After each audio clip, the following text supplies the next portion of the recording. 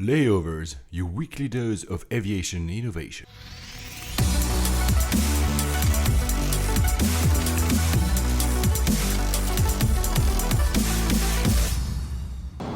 Hello ladies and gentlemen, welcome aboard from the flight deck. This is Paul Papadimitriou. Hello everybody, this is Alex Hunter. We'll be your pilots for this show about the news, the startups and the technologies defining the modern air travel experience. Our flight time today, an hour and 20 minutes, and we expect an on-time arrival. Coming up on this flight, Airbus hypes a hyper-aerialistic hypersonic plane. Potential clue to the MH370 mystery comes ashore. Hackers were in United Systems for a year, but what about Sabre and American? British Airways toughens its luggage policy and its Heathrow third runway stance. Delta's subsidy bipolar disorder. Emirates seats numbering disorder. Corporate jet upgrades versus the shrinking A380 seats. As we reach our cruising altitude, I'm going to turn off the fasten seatbelt sign for you. Now, ladies and gentlemen, sit back, relax, and let's turn on those noise-cancelling headphones. Flight 20 to Dublin. Hi, Alex. Hi Paul, how's it going? Good. Hey, man, 20. 20, That means I know. 20 episodes. Wow. It's flown by. It's been damn good fun. Yeah, of course I was thinking we would get there, but it's still good news. So thank you for all the guys and girls who are listening to us every week. Every 10 days now or so. We're trying our best. We'll do a slight modification starting today. Instead of having two parts of the show, we'll mix all the news. We'll see how that goes because we realize that sometimes it's a bit artificial to put the innovation part at the end and the industry news at the beginning. We're going to mix them up so it's always relevant for everyone. Let us know if you like it or not. We're going to see how it works today. But before we go, Dublin, because I was actually in Dublin today, like yesterday. I landed back yesterday. So we'll talk a little bit about the airport. I know that you know this airport quite well, Alex. Yeah, it's a great airport, and it's had a lot of investment in the last 5 or 10 years to really turn it into a world-class airport for a lot of reasons, which we'll touch on at the end of the show. But it's a great airport, and of course, an awesome city. An awesome city. You've actually done one of your episodes of Attaché, your video travel log there, right? I have. We had a lot of fun too. There is obviously good drinking there, but there's also incredibly good eating. This is a great city. The people were all super friendly. It's true. Yeah, I had a lot of fun there. So that was a fun show to produce. Before we start the whole news, I just wanted to say I'm a big fan of James Bond, as you guys might know because you've heard episode 007. But I'm also a big fan of Mission Impossible, and I went to see the Mission Impossible Rogue Nation, which is the latest one. Oh, how was it? Actually, it was amazing. Honestly, I loved it. Okay, maybe I'm a sucker for these kind of movies, but I really loved it. Actually, I went to a double bill. So before midnight, I saw the previous one, Ghost Protocol, and at midnight, they started the other one. So I finished my night at 3 a.m. Oh, what a good idea, though. So was it the premiere? It was the premiere. First day? Yeah. Wow. It was, the first cool. day. And there's one stunt in there, which you can see on the trailer when you have Tom Cruise, who it's good to remember, is 53. Tom Cruise on the side of an Airbus with an A400M, which is a military aircraft. And you can see him, trying to get in the aircraft that the aircraft takes off. He actually is in the air.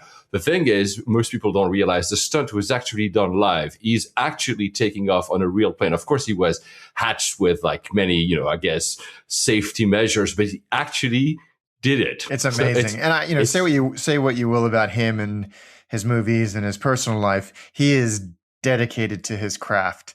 Oh yeah. It's absolutely extraordinary. Absolutely. Honestly, the movie contains a lot of other stunts. I'm not going to speed it out for you, but really it's an amazing movie. And for that stunt alone, it's really worth watching if you're into aircrafts, as both Alex and me have.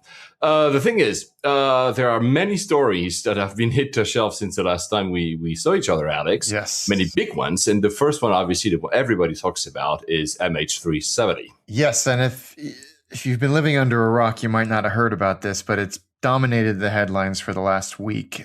The major breakthrough being that a piece of an airplane was found on the Reunion Island, which is it's a French territory, no? Yeah, it's an overseas department, actually. Okay, it's part of France. And this piece of airplane washed up, and people were, of course, very excited in some regards, but also quite hesitant to say this is a piece of airplane from 777, let alone from this particular 777. But it has emerged that, yes, it is extremely likely that this is a flaperon, which is a control surface from the MH370, which has blown open a whole new part of this investigation and actually given us so many more new questions to answer, and has not really answered any of the questions that we already had, other than putting to rest some of the more creative conspiracy theories that were circulating about this airplane. Oh, trust me, I've seen, add-ons on these conspiracy theories, so that piece of the aircraft is not actually a true one. It's a fake one just to divert the attention. Anyway, let's not go there. But the thing that you said is extremely likely. It's interesting that you say that, because the French authorities, it's part of their territory. That's why the Bureau d'Enquête et d'Analyse, which is the kind of the... it's like their NTSB. Exactly. They came out and said that it's extremely likely that it's a part of the 777 and part of the MH370. Though the Prime Minister of Malaysia went much further, because it said a serial number is matching MH370, the paintwork is matching, and there's also a maintenance seal that apparently in the flaperon that is matching. And that creates some kind of controversy, because the French, they have no direct stake, obviously, in it, and they were still kind of reserved, while the Prime Minister of Malaysia, I don't know, it's created a controversy because some people say, why would he go so far and to actually confirm, especially when you think about the families that are waiting for news, confirm that the piece of the aircraft is actually a piece of the aircraft. What's your take on that? I think it's really, really interesting. I mean, the Prime Minister of Malaysia, as you say, was unequivocal in his assertions that this was from MH370. He gave those three pieces of data that you mentioned, and the French who are leading the investigation of the actual object, not the Malaysians, have been less definitive without ruling anything out. They've basically said it is from the airplane without actually saying those words.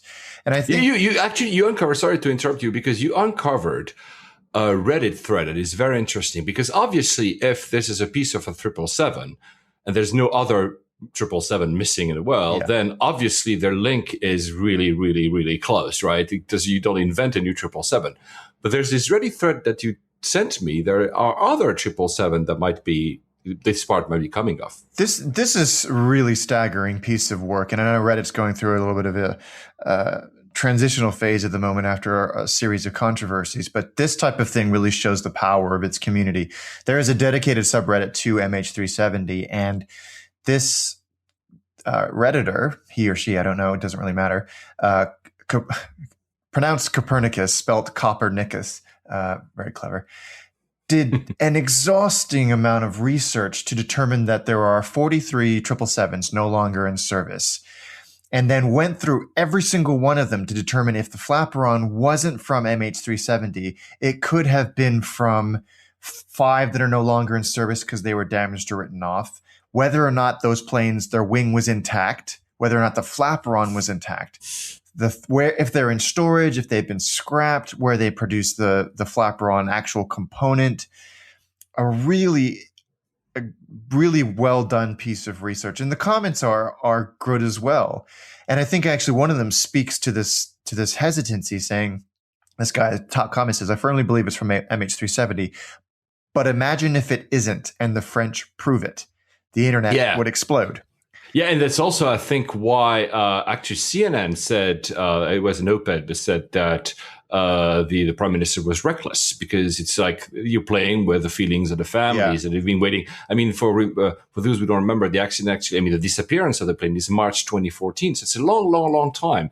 And that's a hint of hope. But obviously, you don't want to give too much hope if this is nothing. I mean, let's also say that the other pieces have actually suddenly appeared on the... Yes, that's a very important point to make at this stage. That there's a suitcase that, of course, like completely destroyed, but still clearly a suitcase. There's also a piece of a window. I mean, not the window, but the piece that is around the window. An interior panel, Correct. And the guy who actually found them, this is actually quite interesting, said that there were other pieces that have appeared in the past, but for him, he never thought they were coming out from a plane, and he just was about to clean the seashore. So he actually burned all these other pieces of evidence. There must not have been like crucial piece of evidence, but obviously I think he mentioned there was a part of a seat probably or something like floating. He didn't realize it was part of the plane. So he just burned them down. So it could be that obviously if so many pieces come, it clearly comes from a crash site, right? Yeah, absolutely. And I think that, there's other kind of detritus that's washing up as well. Water bottles from countries where that had passengers on the airplane. Quite a lot of a disproportionate amount of Chinese objects or Chinese writing on objects in that part of the world, where generally the currents wouldn't take them in that direction, but they could be from, Chinese shipping vessels or something like that. So yeah, exactly. That type of stuff is a little less compelling. And it's the other thing is that it's really far away from where we were all looking for, right? It is, but it is where they thought and when they thought if anything was going to wash up based on where we thought it was with the aircraft went down, this is where and when very generally it would wash up. And sure enough, there it is. But then again, it doesn't mean that we can go back in time and try to modelize where they came from. Well, that's the thing I said to you as soon as this first came out, isn't it? It's like, now what? Yeah, exactly. There's a good article on The Verge who said we kind of they went over all the piece of evidence and said, okay, well, now what? Exactly. It's not because we found those pieces, and maybe some other will actually appear that suddenly we'll be able to track down where the plane actually was. Yeah. Though the pieces might give some evidence, there's already some theories. There's actually contesting theories because for the moment, only the French, because they actually have the piece, can come up with something. Yeah. Probably they will ask Boeing to actually step in as well because they're the aircraft manufacturer. But I've read two. One says that because the flaperon is in one piece, it must have been a low speed hit of the water. Yeah. And the theory, which comes for two of them are professors. So, they are credible. The other person says, no, it must have been a high speed one. Otherwise that piece wouldn't have just left the wing. Right. I don't know. We don't know. Yeah, exactly. And I think that's the thing, but that analysis will be interesting because they will be able to look at the forces that were exerted on that piece or those pieces of metal to determine a lot. It's extraordinary what they can look at and ascertain from an innocuous piece of metal.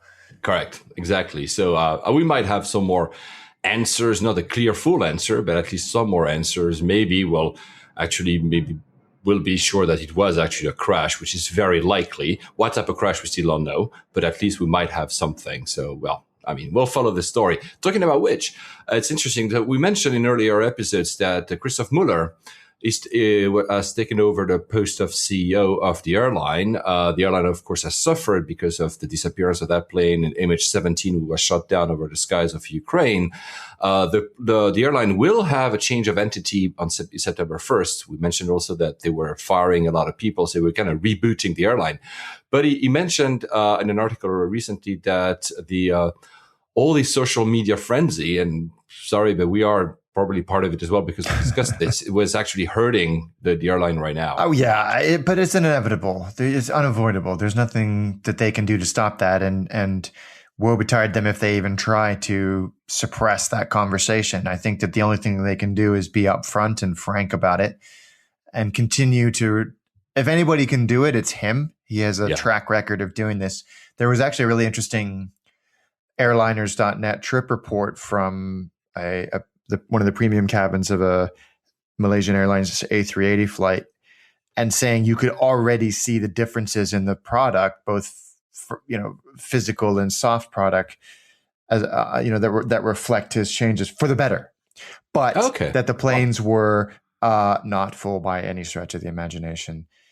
which Yeah, I guess so. I mean, a friend of mine just flown actually. He's flown to KL and back and coach, but he said he was actually all right. I mean, nothing. they were a good to write. airline. I mean, that Yeah, nothing to write home about, but nothing actually bad to write home about either. And for those who actually are interested in flying them before they change entity, there's actually currently they're running a flash sale on business class if you want to try their business class, which supposed to be, the food apparently is excellent. Yeah, it's excellent. So they come. It ends in September 30th. You still have time. I'll put the link in the show notes, and you can obviously find round trip fares from Asia to Asia, from for instance to China, for very good prices. Actually, you can go to I think from Singapore to Tokyo for less than 1,000 Singaporean dollars. So it's pretty cool pricing. So they're also for Europe, but Europe is a bit more expensive.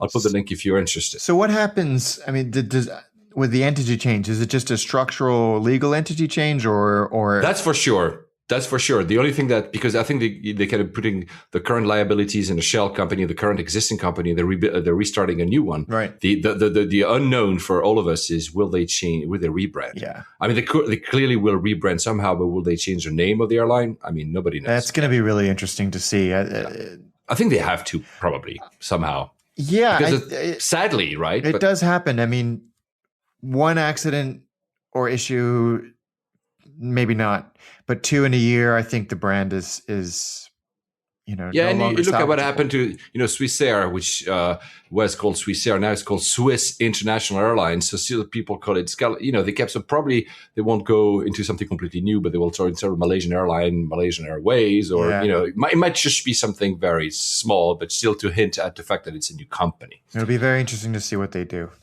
The other big story is the one we keep talking about every episode, is the US-3 versus the ME3. So the US is in the Middle East. So Qatar has finally come out with its own report, its own answer to the accusations of subsidies that the three major airlines have been telling about these all the airlines in the Middle East. Have you read the report? Not the whole thing. No, not either, because it's so let's. Out of the three reports out yet, so Etihad hasn't really done a report of some kind. Of course, Emirates has come out full guns blazing with a lot of reports, a lot of answers. This is, it's pretty well done. They really, again said there's no subsidies. It says that it doesn't really compete with any U.S. carriers on any non-stop routes. I repeat the arguments that they've been saying, that it serves routes that the U.S. is not serving. The U.S. is looking mostly east, and they're looking mostly west from the U.S. if you look at it. But the one thing, though, that I would say is, and that's I spotted that on a thread on airliners.net, which is a very good source of information for people that really know the industry. You can see in the report itself, you can infer from the report itself that Qatar Airways has clearly lost $160 million over its lifetime, which is not a lot, but still they lost money. They made only maybe 40 million over the last 3 years, so they're not making still a lot of money. And the commenter said, not a company that you would think can afford a 1.7 billion investment in IAG or $5 billion worth dollars of new aircraft. Right. Yeah, there's some. Let's be honest here. There is clearly something to that comment. Yeah, there is. The aircraft one, I dismiss outright, because all of those, as you mentioned in the last episode about the way that airlines finance aircraft, it doesn't really work like that. You can make an order for a $10 billion aircraft order. That doesn't mean you need to write a check for $10 billion right there and then. It just does not work like that. But the investment in IAG, or the acquisition of IAG, as well as all of the other, it would be very interesting to know where that money comes from. Yeah, I think, let's be honest, out of the three ones, so Etihad, Emirates, and Qatar's are the ones that are, if there was a if you want to grade the kind of defense you can do, Qatar is the one that is the most difficult to defend. There must have been, again, let's be clear, we are not per se against subsidies, because at least I believe that all airlines have received in their past or currently still receive, look at China and other places, subsidies. Absolutely. At what time it becomes unfair, that's the old question. The US airlines themselves have received a lot of money. But it's true that if you just take the argument of, did we receive subsidies? Are those fair and unfair? Qatar seems to have received quite a bit of aid. I'm not going to call them subsidies, because then we're going to go into another debate, but probably. Yeah, I think that's fair. Yeah, that's fair. Etihad, actually, the CEO of Etihad, James Hogan, was interviewed by Skift. It's a pretty cool interview. I'll put the link. Yeah, really interesting interview. He said, we represent 0.0006% of seats in and out of the US. Well, and obviously then he said, well, so the US battling us is just protectionism because, come on, we're not a huge airline compared to you guys. It's interesting because the Qatar Airways mentions that as well. They say it is puzzling to see the biggest U.S. carriers describe Qatar Airways as a threat, given our small size and lack of direct competition with them. I find it weird that they are de-emphasizing themselves as a threat to the U.S. carriers. That's not really what this argument is about. No, but I mean, then again, out of the three, everybody kind of knows that Emirates is the one that really is scarier, right? Yeah. In terms of pure competition, not in terms of subsidies. Now, if you're talking because I believe out of the three, Emirates is the most mature company. They actually are a very profitable company. They're expanding their routes. They are the biggest threat. And I don't think they're looking to go into an alliance as well, which the Americans would love that. So I think this is probably why the other, have tried to de-emphasize their role because they are truly much smaller than Emirates. It's true. It's true. I wonder if that's a good tactic. Yeah, probably. And one thing that James Hogan said as well in an interview, he said that they are not in an alliance. They are a large aviation group. They say actually they're the fifth largest aviation group in the world. I didn't know that. Wow. Well, given all of the carriers they have a stake in, I can see that. But the thing about alliance, again, here, like Emirates, is that he says, we couldn't enter any alliance being because they want to be a dominant player. So if there's another dominant player that just don't want to, they're not interested. So basically that kind of translates into, we will not enter an alliance. Mm-hmm. We'll see. I mean, we'll see what they're going to do. In terms of still on that debate, there's a new team in a debate in the US. Yeah, this was very interesting. It just made the whole debate slightly more colorful. There is a group of U.S. airlines that has joined together and come out vocally against the U.S. carriers. Now, these are American airlines that have come out and said, no, you're wrong. They want them to renegotiate the open sky stuff. And so it's JetBlue, Hawaiian Airlines, Atlas, and FedEx. The latter two are predominantly cargo carriers. And they have come out guns a-blazing, saying the big three do not speak for all or even most U.S. airlines. On our coalition, this sort of anti-US 3 coalition, believes that the U.S. should honor its open skies commitments, which opens markets for U.S. carriers, promotes competition on international and domestic routes. And I think that, to me, this is the most important one, facilitates U.S. exports. I think that's the one that's getting overlooked the most by the U.S. 3. JetBlue, the general counsel of JetBlue had a nice quote. He said, JetBlue is not unfamiliar with efforts from the legacy carriers to stifle competition. Lovely. I love that. And I think somebody asked me why Virgin America and Southwest and some of the other U.S. airlines aren't participating in this. And my immediate reaction is that less for VX, but more certainly for Southwest, they don't really have any code-share partners or any inbound so this is kind of irrelevant for them. I agree. And probably not worth their time and energy getting involved in a scrap, which is almost purely about international traffic, of which they have really none. Yeah, really none. Absolutely. You're right. Actually, there was another article now. I don't have the source right in front of me. Again, I'll put them in the show notes. That it said that in that same breath, so that same is called the U.S. Airlines for Open Skies. That's the name of that new alliance we're talking about. And they said they were wary that there might be this whole thing is provoking the UAE and Qatar to respond with restriction back for U.S. carriers. That's FedEx, for instance. If FedEx would actually suffer, they could actually, absolutely, they have huge operations in the Middle East. And but also and that's interesting. The letter, and I'm just going to quote here. The letter notes that U.S. military uses commercial airlines to ship supplies for U.S. troops in the Persian Gulf. I never thought about that one, actually. That's delicate, isn't it? Yeah, it's very delicate. I mean, of course, here we're talking about one coalition firing, arguments against the other, but still, it's an important argument. I think we cannot just overlook it entirely. It's interesting that they've coalesce together to actually have a common front now against the legacy carriers. It becomes more and more interesting by the day. Yeah. So I love that. And it does. We've heard nothing really from the government either about when this will be addressed, if at all. I think they will have to at some point. I don't know. I'm sure there's so intense lobbying. I mean, the airlines have, especially the legacy carriers, have very good rapport with congressmen and congresswomen. So I'm sure there will be pressure to have something. Maybe it won't be the renegotiation of open skies, but I mean, this is a process. We'll hear again about this. This is what we keep hearing. I mean, it might be the summer now, meaning it's less likely into the very, very, very long American election cycle now. Right. So I wonder if anything's going to happen. You're right. We also mentioned last episode about, this potential collusion between the legacy carriers and that the Department of Justice in the US was looking into. And there's this blog I follow called Cranky Flyer. I kind of laugh because he's a bit abrasive about in his opinions, but he said something interesting. He said, that there's Wall Street, I'm going to quote, Wall Street, in fact, is not happy that the airlines are actually trying to compete with each other. That's keeping fares lower. And that means some analysts think the airlines aren't doing everything they can to maximize profits. Yep. Mm-hmm. He's not wrong there. No, he's not wrong at all. Not wrong at all. He's not wrong at all. It's true. Yeah. And I think the numbers don't add up in all of this argument. And you look at the profits the big US airlines have been posting in the last few years. Wow. And then this argument, and then the sort of protectionism whispers come in. The numbers don't add up. And so I agree.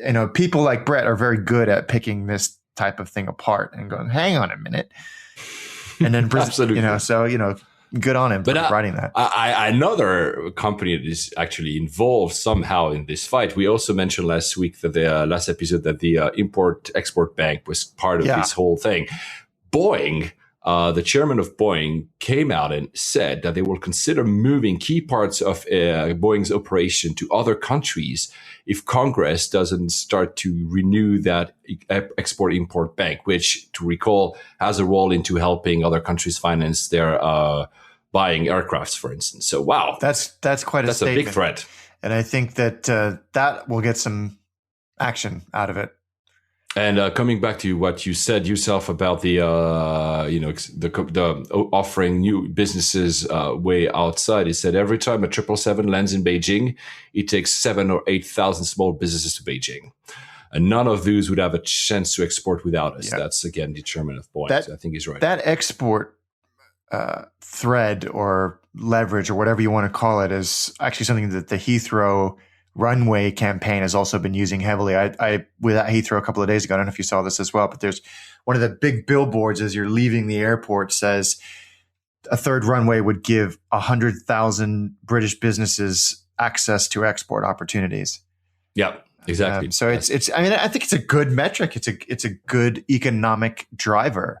Absolutely agree. Especially for a country like the UK.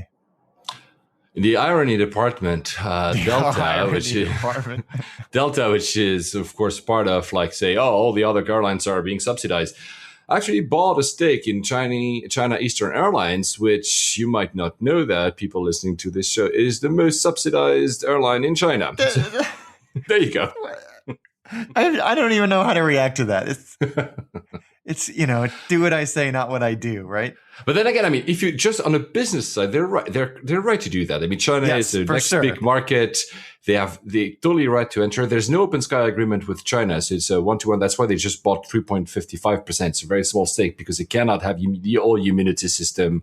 You can listen to past episodes and that, but basically but still, it makes business sense. So they're right to do that. But there is no open skies agreement, but you can't have a bigger tie-up with antitrust immunity until there is an open skies agreement with China in place.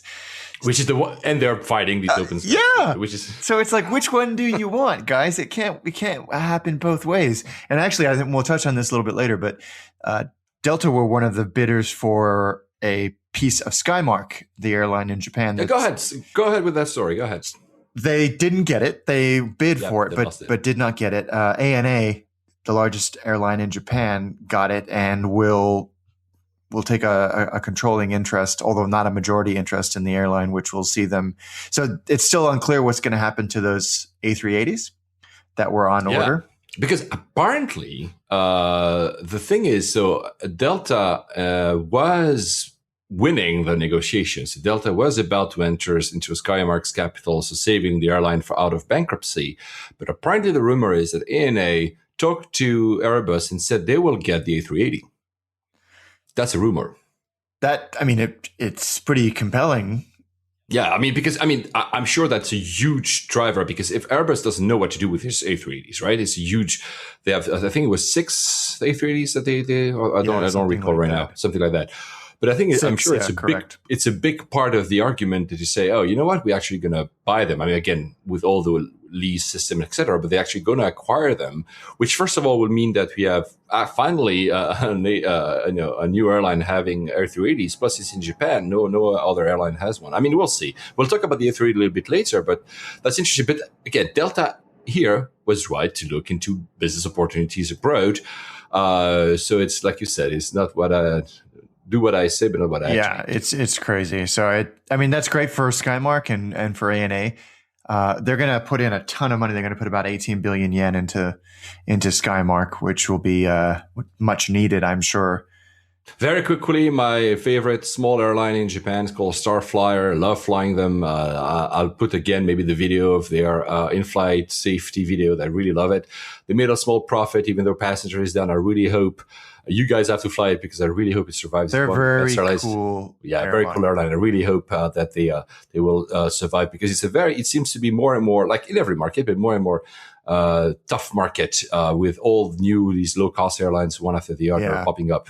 Actually, I was in Dublin yesterday, and so we're a little bit late. So I was waiting on the runway, and there's so many of those airlines I've never heard about. Yeah, I see like these names on the metal tube, and I'm like, who are they? I was Googling them. I was like, no idea who they were. I think so many of those small, low-cost airlines do dedicated routes. We'll talk about Dublin a bit later, but it was interesting. China, first of all, just a wacky story. There's been not China Eastern, but China Southern Airlines, Flight 303, actually had to make an emergency landing in Amsterdam because he didn't have enough fuel to reach London. Yikes. Wow. But so apparently the story, when I put it in the news, because people listening to us, you might know, if you don't, you're learning now, we have this kind of sheet where we put all the news we see and we found interesting. The story developed between the time I put it in now. Apparently it was because he had to avoid Chinese military activity. It was said it was already, like flying. So I'm sure he had to make like a detour. That's weird and slightly alarming. Still. It was a 787. Talking about delays in China, the Chinese airlines are not the only ones suffering from it. Yeah, this is a really interesting move, and I think there's more than meets the eye to this story. But apparently the delays in and out of China have gotten so bad, even for Cathay, that Cathay have decided to severely reduce the flights between Hong Kong and Shanghai because they were so routinely delayed between the two cities. There were 230 flight delays. And when an airline actually calls it a delay, it means to you and I a big delay, because they use the word on time, with the phrase on time, very liberally.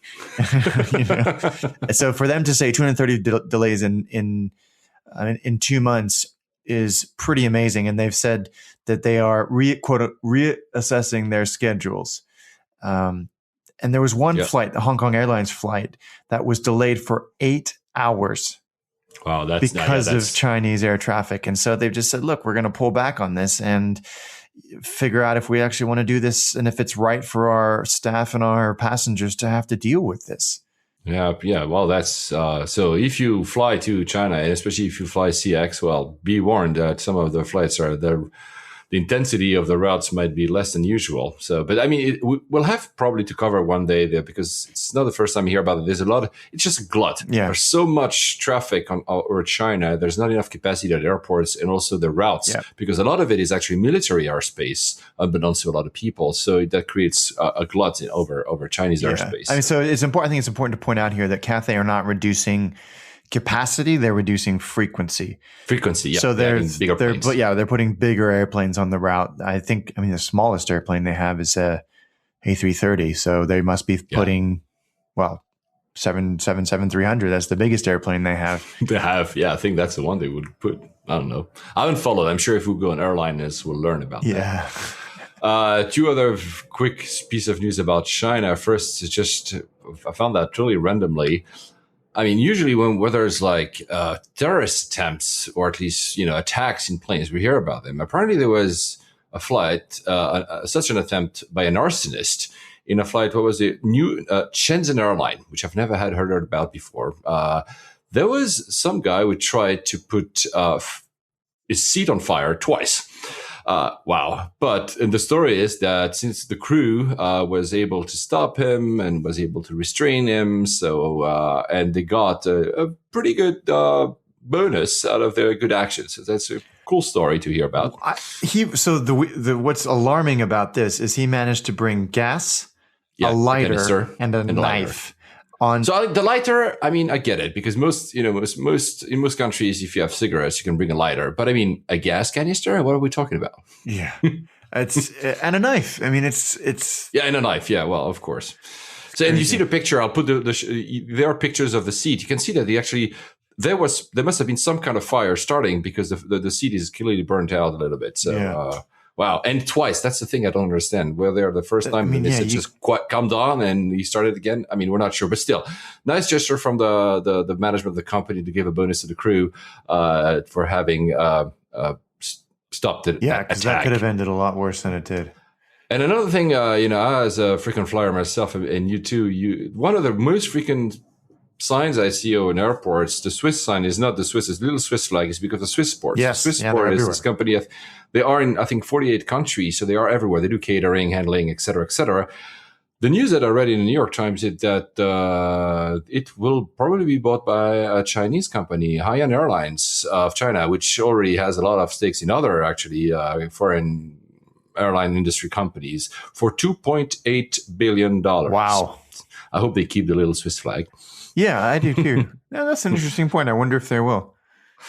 So we did Japan. Oh yeah. Just to follow up to a story, you were following the story about Azul, the airline in Brazil, and I think you sent me a story that with the Azul and TAP will have some kind of relationship. So as you'll remember, the former founder and CEO of JetBlue, who founded Azul in Portugal, his consortium won the right to acquire TAP Portugal, and now they have kind of formally announced what we all assumed, that they'll become sister airlines and will feed off of each other. It's a natural synergy on almost every level: language, geography, aircraft, frequency, schedule. So they've just come out and said that they see this as a really, really complementary relationship, and they will be making no bones about it. They're pushing it in this direction. Yeah, probably be also like a frequent flyer. Yeah, exactly. On pretty much operationally and from a customer experience, I think the traveling between the two, which is great because that links a lot of Europe with a lot of South America. Yeah, exactly. Very, very smart. We're flying there. It might be actually smart to look at this when it happens, because it could be actually very competitive and also have very good ways to actually connect in Brazil to go somewhere else very quickly and very efficiently. Because sometimes it's not. We mentioned Rio Airport last week. Now, back to China of sorts. So you must have heard there were stories about Chinese hackers having hacked into so many systems in the US, including the government's Office of Personnel Management that stole like millions of identities and information and stuff. Yeah. But there's been a story that actually, are they the same hackers or not? We don't know. But there's United Airlines systems, the hackers were within that system for a full year. United didn't see it. Amazing story. How is that possible? Exactly. And then the next day, another story, Sabre has said that, yes, they were hacked by Chinese hackers. And American Airlines is looking into their systems because they believe they might have been as well. My goodness. I mean, wow. Sabre, who are the backbone of so much of the distribution for airlines all over the world. Yeah, it's crazy, right? Oof. I mean, we know these are legacy softwares, and we know probably, but I mean, this raises. I mean, this is not something that us as consumers have a direct impact. But obviously, I don't want my information being stolen, especially if credit cards and everything. Because sometimes you put your credit card on these freaking flyer programs because you want to do the whole booking faster. You might think twice and say, I might remove that and most of my information from these programs. I don't know. Yeah, no, it's worth thinking about. But United, we mentioned that I think 5 or 6 episodes ago. United has opened a system of bounty. So companies like Google, Yahoo, Microsoft, and others, you do bounty for, you found bugs. And if you found bugs and you reveal them to the company, they will pay you money or give you some kind of incentive. And United decided to do that and offer air miles. And actually 2 people won 1 million miles. So, wow, I think that's a good thing from UA. They did that. They actually offered miles and they actually did it. Yeah, their words, and they actually did it. Yeah, that's the. I mean, we shouldn't be surprised, but yeah, they actually. No, it's good. Good for them, and I think other companies should do that. I think it's a proper way to enroll white hat hackers to actually try to break into the systems, and probably to find maybe also these other hackers are inside, like the Chinese we just mentioned. I think they've already seen the value. Yeah, I think exactly. I encourage other companies to do the same.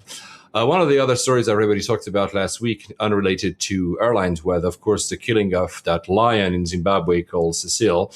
We're not going to talk about this. It was for 3 days, everybody was just talking about that, with good reason, by the way.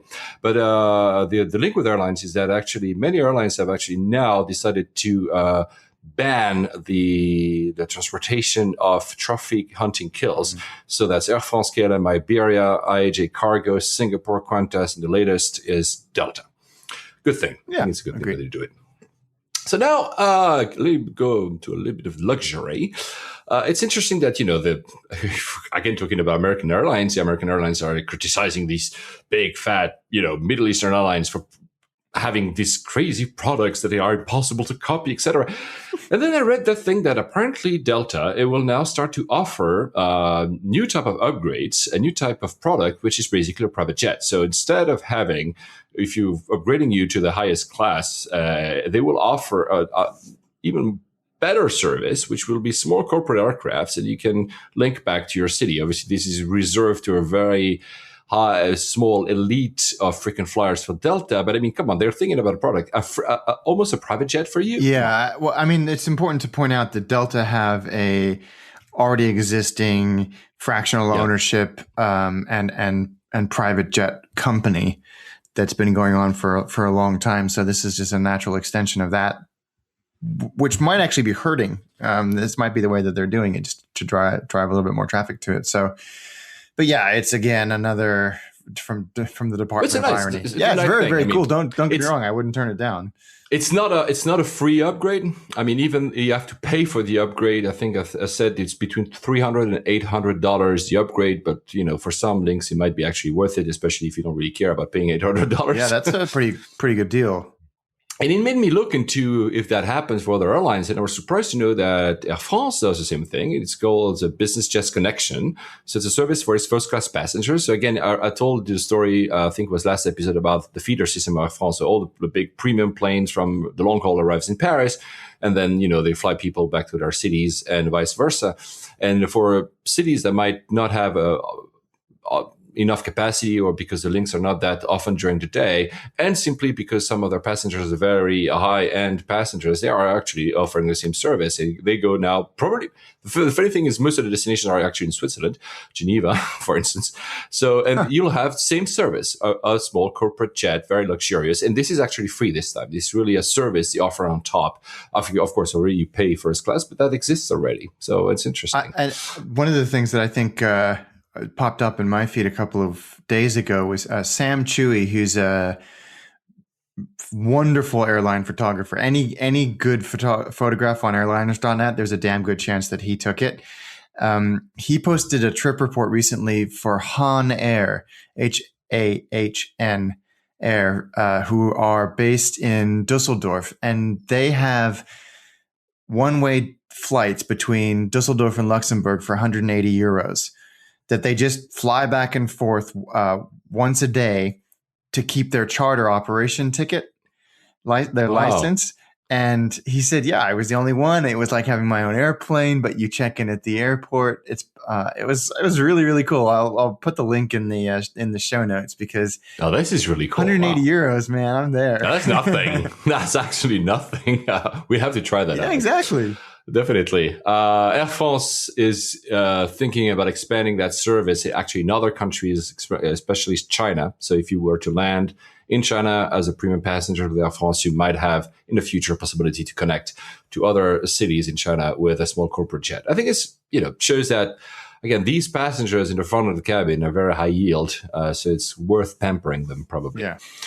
Talking about that, talking about the reaction of to the Middle East, Lufthansa will change the way it delivers its service and its business product. I've never been in business long haul with Lufthansa, believe it or not, so I cannot really judge it. But they say they will do stuff like saying hi with your name when you arrive in a plane. They will actually not showing you, the tray when they actually deliver food, but they actually directly deliver to your seat, stuff that you see in other airlines already. Yeah. They upping up their game. They have probably no choice. If you're interested, though, in flying even better with Lufthansa, there's a website you should always check if you like Lufthansa. It's called Lufthansa Flyer. I'll put the link. It showed up that there's a first class fare sale if you're interested in such things, but it's a 2-to-1. So basically, you buy 2 tickets and you pay only 1. So actually, it might be worth it. Yeah, it could be actually pretty good. It only starts in Austria, sadly. So you have to start in Austria. But I mean, come on, you can go to Hong Kong for 2,500 euros or something, if I remember correctly. So in first class. So if any one of the listeners are interested in first class, well, there's something to it. Switching gears, Alex and I, we both are, subscribers to a shit ton of systems to get our, good deals, including the premium deals. So you get a lot of notifications or emails or any other stuff. I'm not actually having any SMS notifications on. Do you? No. Do you do that? No. But actually, there was a small report I read that is pretty interesting to show that actually most airlines and most companies in the air travel industry are misusing that channel to the point that, this is the one I turn them off. This is why I'm turning it off. They actually are not useful for the passengers. It said that actually up to a third of the people, by receiving these bad notifications, might just delete the app. Yikes, yeah. Meaning that, guys, if you're into the passenger experience, the customer experience, talk to Alex and myself, because we will tell you not to send random messages. Absolutely. I think the only time I would ever welcome either a push notification or an SMS is for operational reasons, i.e., schedule change, cancellation, gate change, terminal change, equipment change, something like that. That's the only time where I would go, wow, thank you for telling me that. Otherwise, it's just piss off. Yeah, exactly. Absolutely. And actually, I was using BA's app for the first time in a long time, actually, to go from London Terminal 5 to Dublin and back. And in London, it's pretty cool because they must be using beacons, because they were actually accompanying me through my journey in T5. And there was a small thing telling me, welcome to this part of the airport. Yep. And then there was another message telling me, the gate is announced. So here's the gate and stuff like that. Their app is good. I like their app a lot. I think this is useful because, I could, they would tell me on the way back, there was a delay. The app told me about the delay as well. So it's pretty well done. So back to a big aircraft that we both love, although it's not the most beautiful A380. So you just mentioned it with the SkyMiles story. But you had also found a story it's a month ago, that Emirates was introducing a Dubai-Copenhagen flight with only 2 classes. So they were getting rid, for the first time, they will get rid of the first class on an A380. So no more of these fancy showers I took a shower in a few weeks ago. And the seat map has been revealed. And honestly, it makes no sense to me. So the thing is nice. So if any one of you is traveling Emirates ever and wants or would love to fly an A380, usually in many airlines, coach will be on the lower deck, or on the upper deck but at the back. But Emirates is simply actually getting rid of the first class, which is on the upper deck in front, and putting coach seats there. So basically, you'll be able to be very front of the seats in the big staircase that is in front. So that will be nice. When I say it doesn't make sense to me, is that the numbering doesn't seem to make any sense. The seats upstairs start at 53 or something, and then they start again at 6 for business passengers. I don't understand it. I know that Singapore do mixed class on the upper deck as well. There's some business class and some economy. Yeah, but the economy would be in the back. I don't remember. I'll have to check on SeatGuru at some time. Because one thing that is, for those who have never flown in the front of any cabin, it's always, especially in terms of turbulences, the front is less shaky. That's certainly true. Towards the tail is... Yes. So if you are in the A380 on top, so on the upper deck, you'll barely feel any type of turbulences. It's a luxury by itself. So, I mean, I'm not here telling you to encourage you to fly Emirates just for that. But I mean, if you ever fly that, try to get to the upper deck instead of the lower deck. I think you make a better deal. Plus, it's going to be a smaller cabin, obviously, on the upper deck. Yeah. Which also means that they will retain for business passengers the bar at the end. I think that's the reason. That's the reason I think they kept the way it is, because the bar, the way it's created, actually fits the back of the upper cabin. It couldn't maybe fit it in the front of the. But anyway, so there you go. 330 A380 and Emirates. We were all excited that A380 Neo will be built for Emirates, but apparently the Airbus is kind of not backtracking, but saying no decision has been made yet. That's weird. Why would you do that? I don't know. What do you think? I don't know. It's bizarre, right? Yeah. I'd like to know the rationale or be a fly on the wall of those discussions. I don't know. But the thing, though, that really you found it at was we discussed as well few, maybe even long episodes ago about Airbus thinking of putting a different layout on the A380. So instead of having an economy 10 seats abreast means so 10 seats in a single row, having 11 of them.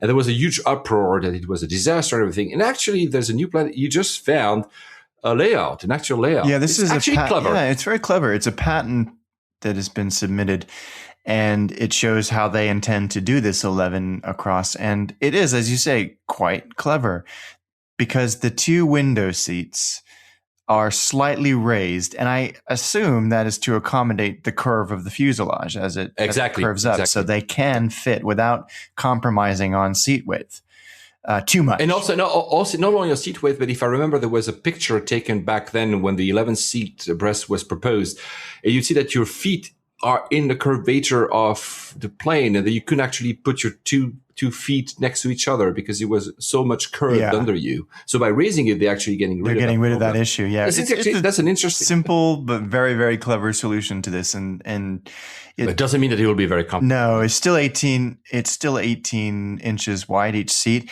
and also it would be 3-5-3, 3 seats, then 5 seats, and 3 seats.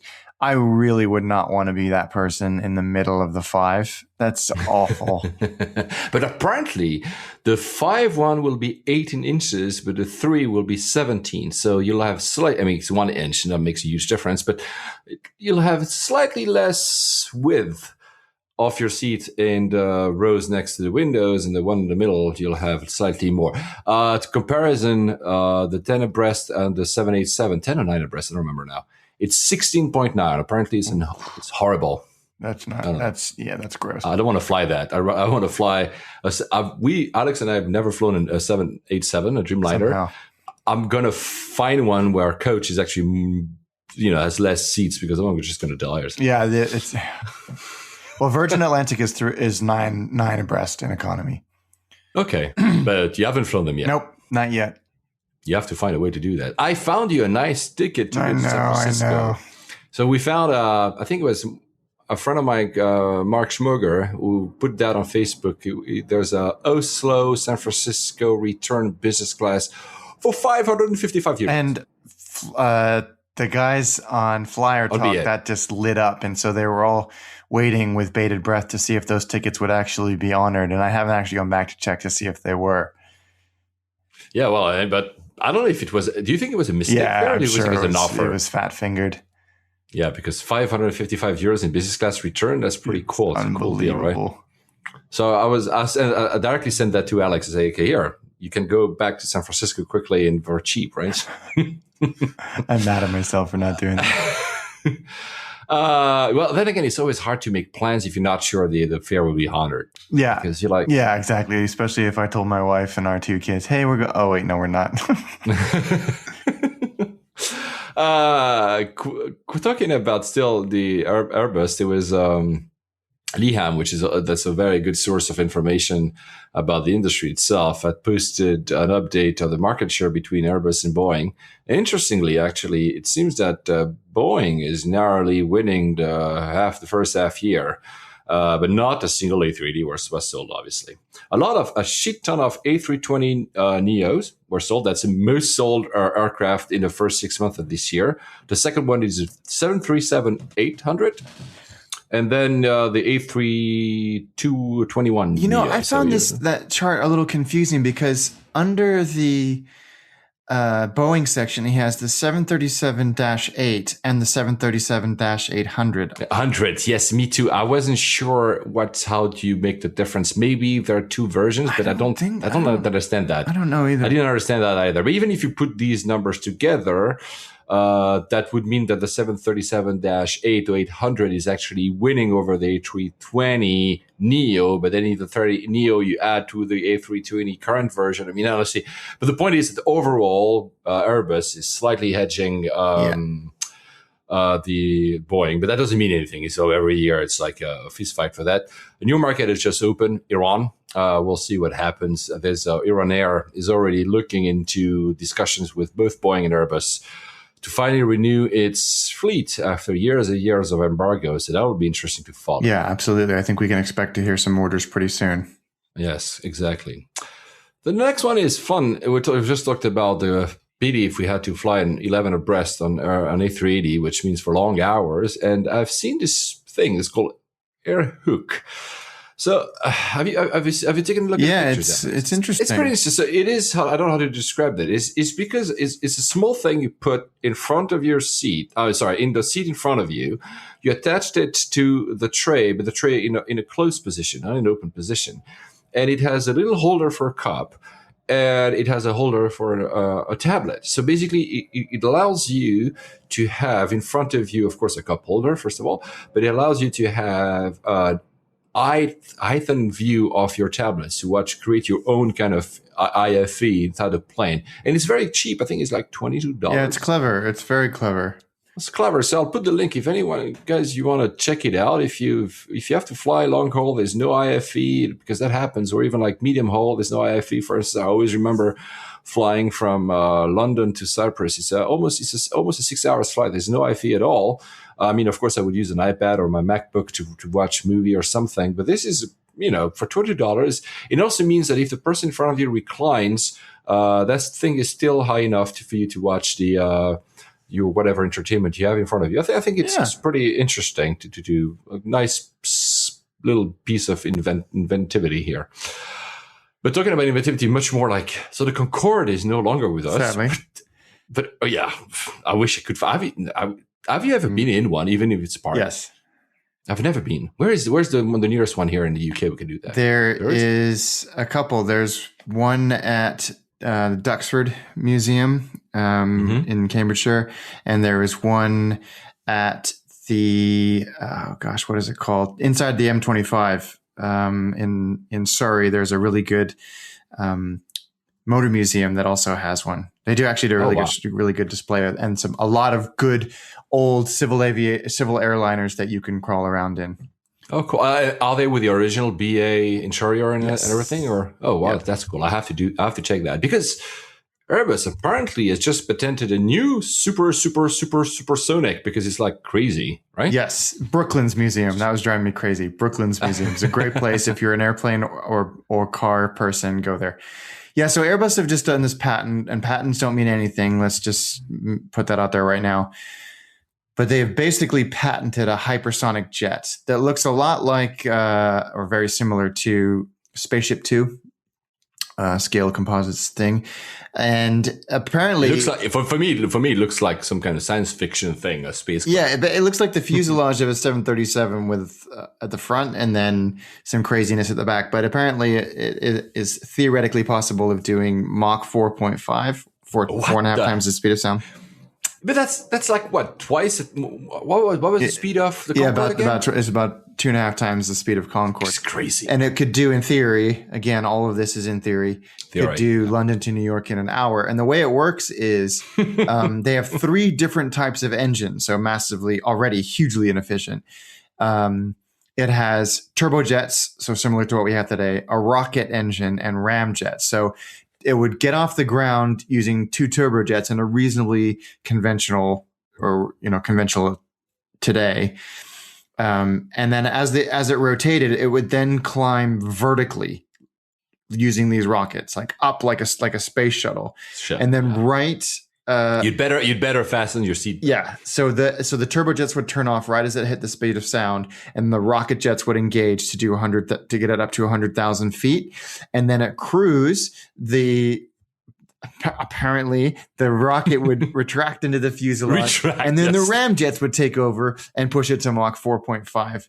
And it would be powered by hydrogen. And I also think it would be powered by bullshit, because there's no freaking way that this is going to happen. Yeah, I agree with you. I mean, I would love to see something like that, but we know that these kind of projects are really just not economically feasible. I'm not even sure they're actually currently feasible at all. But even if it were, this kind of stuff that will never happen. There was even in the past when the French came with our Concorde, so the Americans tried to react, and it was I think it was given to Boeing, if I remember correctly, the supersonic, the SS-21. I have been inside of the prototype. But it was supposed the first designs, they were also actually have some kind of retractable wings and engine, and it became so freaking heavy that it couldn't even lift off. So that's the kind of thing. Of course, technology has seen a lot of advancements since then, but what I mean is there's a huge difference between what you can imagine in your mind. And I'm sure if it's a patent, there still has been. It's not just some guy writing something down on a napkin, but it's still Airbus. But it's true that, I don't think we'll have that in our lifetime. Yeah, I wish. But as much as I would love supersonic travel to come back. Paris to San Francisco in 3 hours. Don't get me wrong. I am all for this, but this seems like patent trolling to me, or just getting it out there so no one else can. But if they were actually throwing money and brains at this, good on them. Because however they're going to, and the major flaws or the downfall of the Concorde was massive inefficiency and noise. So even if you can crack an efficient engine that will get you past the speed of sound, you have to not have sonic booms. Yeah, which they can only do that basically above sea level. Above the seas. So basically, it restricts so many destinations. Yeah. I don't know if it's ever going to happen. But something actually closer, we mentioned that the Airbus E-Fan, the small electric plane made across the channel. And actually, they're looking to go a little bit further with that ID, and they're looking into something a bit bigger. Yes, they've actively started designing a 100-seat regional airliner with this kind of hybrid electric. They call it the EPU, which would have kind of 6 megawatts worth of power going to this kind of row of electric thrusters, and it's very similar to a hybrid car, but it wouldn't be gas. It could be diesel, kind of diesel hybrid electric thing. This is really cool, and they've set it as a 10-year goal, which in terms of aircraft development is reasonably short. So. Yeah. Kudos to them. They've got a timeline to have a commercially viable product available, flying by 2032. And I've as we've said, I've seen the E-Fan. It's a small aircraft. It's pretty quiet, which actually also something that a lot of airports are, especially the neighbors are fighting against. I have our aircraft currently over my head, actually. So that's what I'm thinking about. That's also some solution. Of course, we're still a long way off having a A320 on pure electric hybrid power. But I mean, I think it's essential that a company with that credibility, that amount of firepower, is looking into new types of engines and new types of energy efficiency. It's very cool. It's very cool. It's very cool. Yeah. Talking about energy efficiency, the third runway at Heathrow. I mean, of course, everybody, there were a lot of complaints from the neighborhood, but the bigger complaints is actually it was very unlikely. This surprised the hell out of me. What the hell is going on? So is the chairman of IAG, is the chairman? CEO, yeah. CEO. He said that basically the price tag of the runway is excessive and cannot be justified on any basis. We didn't ask for it, and we're not paying for it. Yeah, so they have come out as the most vocal opponents, other than Gatwick, of the third runway at Heathrow, and they would arguably benefit the most from it. And he said, and it's all down to cost, because they're saying that this massive cost for developing the runway would get passed on to the airlines, who would then have to pass it on to the consumer, and that would make them even less competitive with air passenger duty hampering them already. So I think a lot of people would have been kind of gone, wait, what? But sure enough, he's come out and said it. Yeah, it said it. Though the Economist Gulliver and the Economist had a very interesting op-ed, because he says that basically, Walsh said in 2005 that, the case for a third runway is clear. And then he even said last year that there must be a third runway. So it might just be a bluff or a negotiation tactic about the pricing and how much they pay. They're the airline that they have the majority of slots, majority of traffic at Heathrow. They are the airline that will win the most by having more slots and more traffic. So let's kid ourselves. That seems like a very reasonable assertion that it's just. Plus, the funny bit is that in the same interview, not to give hope to Gatwick, which was the other solution, he says, I've made it clear that I see no business case for Gatwick. The case that they've put forward doesn't stand up to any level of scrutiny. So that's the status quo, but I think it's more tactic than actual. Yeah. If they came out and said somebody else would be paying for it, then he would probably be a huge fan of the third runway. If you like visualization, the NATS, which regulates traffic over the UK, has come up as well in favor of a third runway I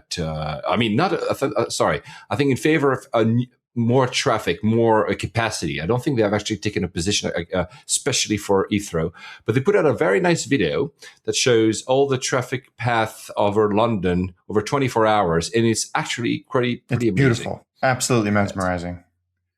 Still about IAG, their old feud with Ryanair. Yeah. So we said last week that Ryanair was okay to sell its stake in Aer Lingus. But now they're playing time. They said, we're going to sell it to you. When? We're not telling. I mean, probably next month. So basically they already, I think it was last week, there was the first, the threshold, the deadline for the signature of the documents. They basically didn't show up and say, we'll do it next month. So I think they're just playing hard to get. That's they're not happy about it. Of course, though, isn't it?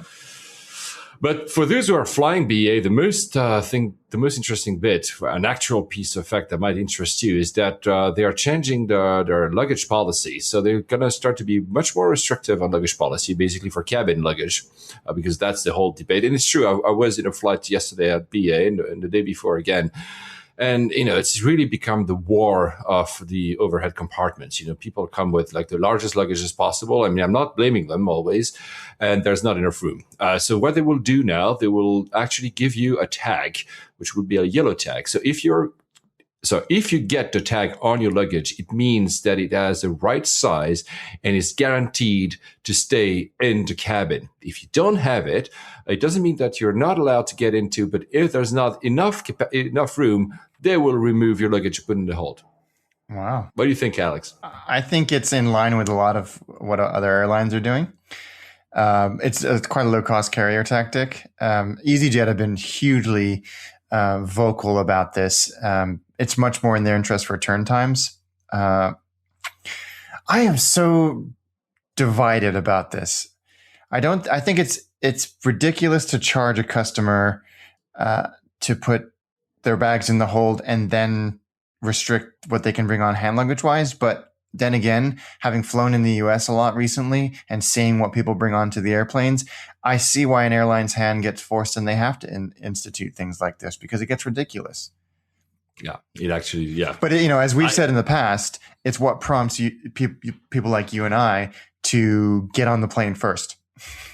Yes, exactly. I'm the first in line. I look like a ridiculous sometimes because yesterday the plane, so I arrive at the gate, and when I arrive at the gate, basically 5 minutes later, they told us the plane is delayed.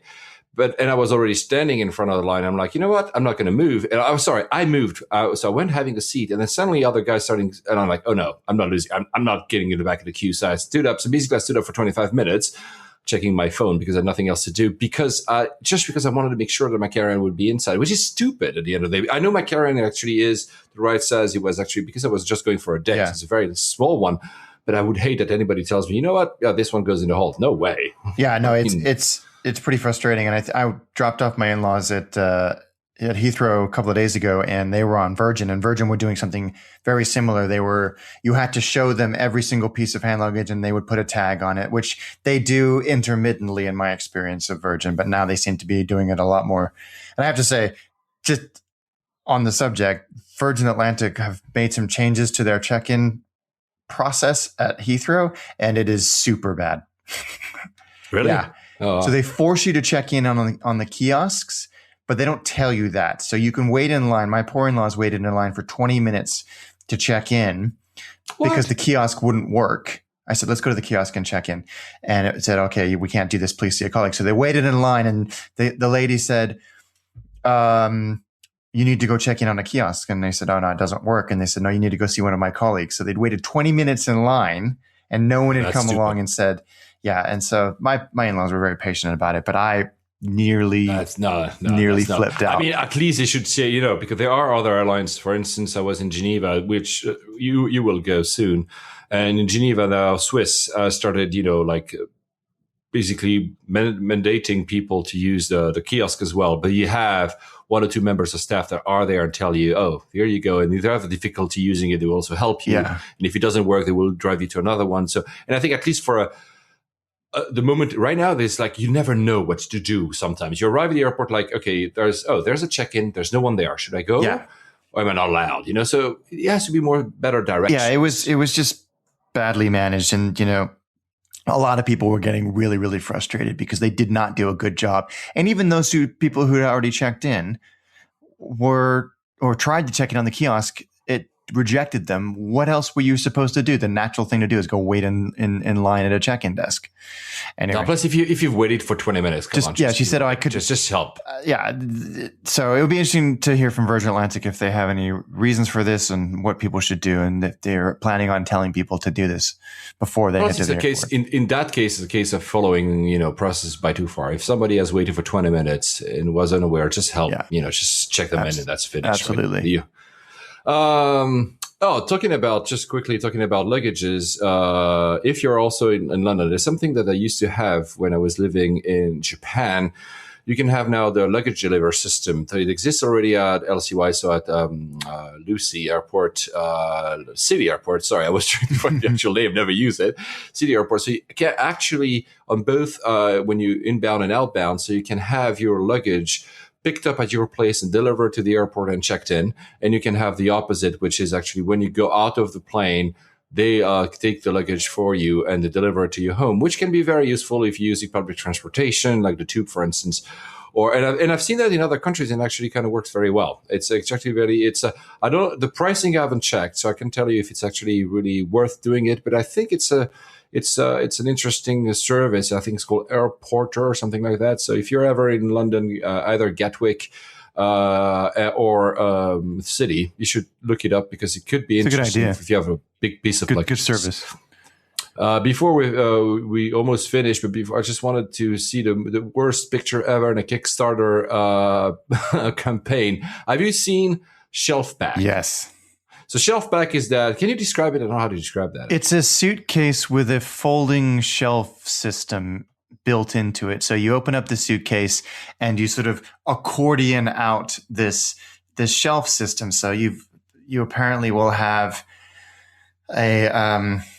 a set of shelves built into your suitcase, which you would then unfold in your hotel room and put all of your bits and pieces onto this shelving system. I mean, it's already funded, so it's double the funding they were requested for. Would you buy something like that? I would buy it just to set it on fire. Because for me, and I'll put the link, there is a picture of a family. There's a dad, a mom, and a kid, and the luggage, they're clearly in a hotel, and the luggage is open in front of them, and they're looking at it as if they were looking at some kind of magical trick.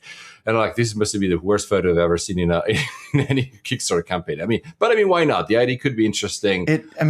I want to know how much packing space it takes up with the shelves. Yeah, the shelves. And $350. And I guarantee you that telescoping system to keep the shelves up will break after 6 weeks. Yeah, you're probably right, actually. I hate gimmicky luggage. So one last piece of news, and then we go on to the airport. I just want to congratulate my friend Gillian Morris. She's the co-founder of the app called Hitlist. We mentioned the app a few times. The app, so the version 3 of the app is out. It's a really cool app. It's actually the new developments they've done are actually really fun. They make it easier to be social, to retain trips. So the app, basically the idea of the app is you declare places you'd like to go to, and the app sends you notifications. We talked about notifications, and those are on for me. There's a great deal if you want to go to that place for X amount of pounds or dollars or euros, depending where you are. So it actually surveys and keeps track for you of these deals and gives you like, if you go 7 days in Chicago, that will be that price. So it's pretty open. You have to be open, but it's nice to see, and all the notifications are now kept into the app and everything. It's a really nice app. And when I say congratulate her is because it has been featured as the best new app in more than 50 countries by Apple's App Store. So it's a pretty good thing. Absolutely huge kudos. I'm sure they'll have a lot of downloads. We'll have her as a guest in a coming episode that's already in discussion. And that'll be cool to have her take on all these travel things we talk about. Dublin Airport. Yeah, great. So what do you think about? I mean, when was the last time you went there? March. So for the recording of your episode, of course. So for that shame, of course, still in May. So tell us, what are you? Well, it's an interesting airport because there's a brand newish terminal and a very old tired terminal, and I flew out of the very old tired terminal. But the new terminal actually is really solid. There's a few unique things about Dublin Airport, reasonably unique things, because of the business-friendly kind of tax structure of Ireland. A lot of major international companies have their headquarters in either Dublin or in Ireland in general. So they've had to kind of do the infrastructure to do that. But as a result, you can clear U.S. immigration in Dublin. So if you're flying from, and it's not a result of the kind of business investment, it just happens to work that way. But let's say you're flying from London to New York via Dublin. During that stopover in Dublin, you can go through U.S. passport control while the plane's being refueled. So when you get to New York, you don't have to go through the awfulness of JFK passport control. You just walk out into the arrivals hall with flights from Miami or Des Moines or San Francisco, like a domestic flight. And there's only 3 airports in outside of North America. Another one is Shannon, also in Ireland, that have that feature. So it's great. Another little tip for Dublin is if you, like me and Paul, live in London or anywhere in the UK, you have to pay air passenger duty. It's built into the price of your ticket, so you won't notice it. Ireland does not have that. So if you're flying basically anywhere outside of Europe, I would strongly recommend, let's say you're flying to San Francisco, instead of looking London, San Francisco, use Google Flights to search for, or Kayak or Hitmonk or any of those other places to search Dublin, San Francisco, or Dublin, wherever the hell you're going. And you will find that the price is pretty much always cheaper. Yeah, it is. So the Terminal 1 is the old one. That's also the one I was in with BA. The Terminal 2 is a new one. In both, you have fast track, obviously, like in many airports, but you can actually buy fast track and pre-book fast track. I think it only costs like €6. Why don't more airports do that? It's actually pretty good deal. I think Geneva Airport now offers it. I think it's 8 Swiss francs or something. I'm not sure. I should check it out.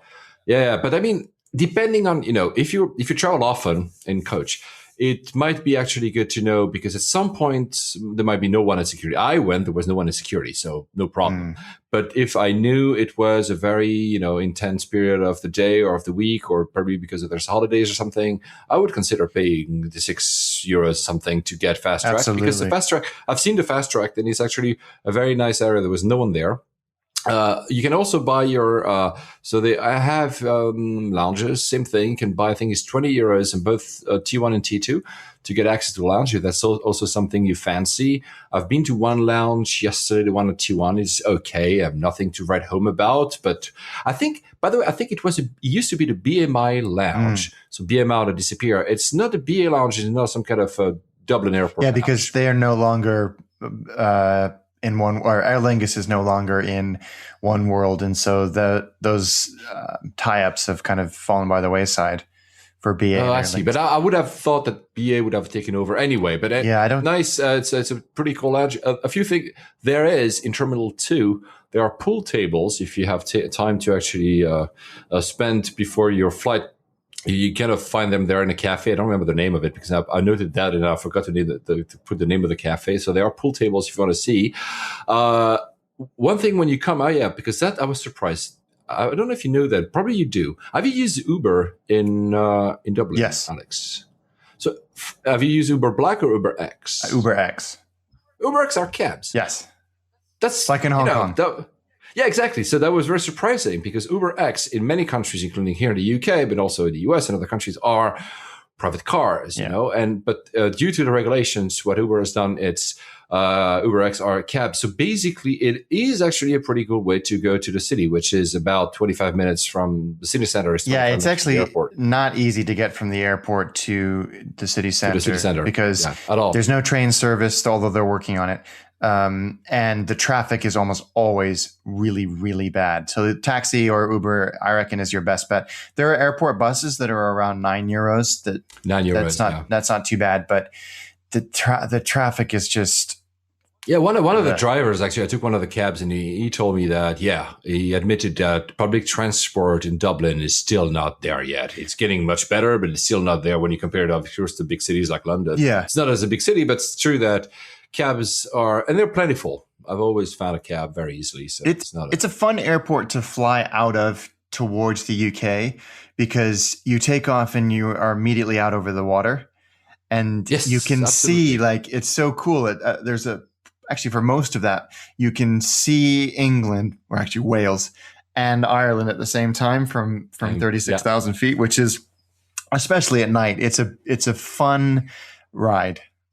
It's absolutely, and something that most people who not live here or in Dublin don't know. There's a common travel, I don't remember the name of it, union or something.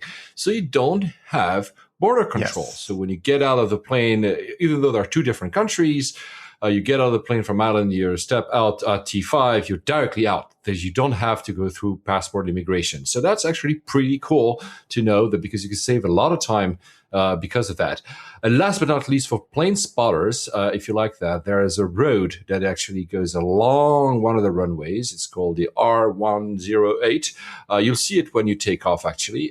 You can actually go with your car if you have one, or you can walk pretty far to take a cab, take a Uber X to go there. You can actually see the entire airport, and it's much better from the views out from the airport. I was trying to find a good view from the airport. In some gates, you can see some of the parking, and far away you can see the runway, but there's nothing really like very close experience of the runway. So that road is your best friend, R108. I think that's all I had to say about that airport. I'll say that the food options post security in Terminal 1 are not great. Oh yeah, my God. But Terminal 2, there's a good bar area where they pull a pretty good pint of Guinness, apparently. I would still say if you're on T1, you can go to. There's also two floors, and the second floor near the gates, I think hundreds. So the gates closer to security at 300 is, counterintuitive, and the further you go, the further the number goes down. Near 100, there's something that is called the Garden Terrace Bar. You have cool views, and it's also a good pint of Guinness. There you go. That's a good tip. That's a good tip, exactly. On that, Alex, see you probably next week. Yes, safe travels. That was fun. Bye-bye, guys. On behalf of Layovers and the entire crew, we would like to thank you for joining us on this podcast today, and we're looking forward to seeing you on board again next week. Flight attendants, please prepare for landing.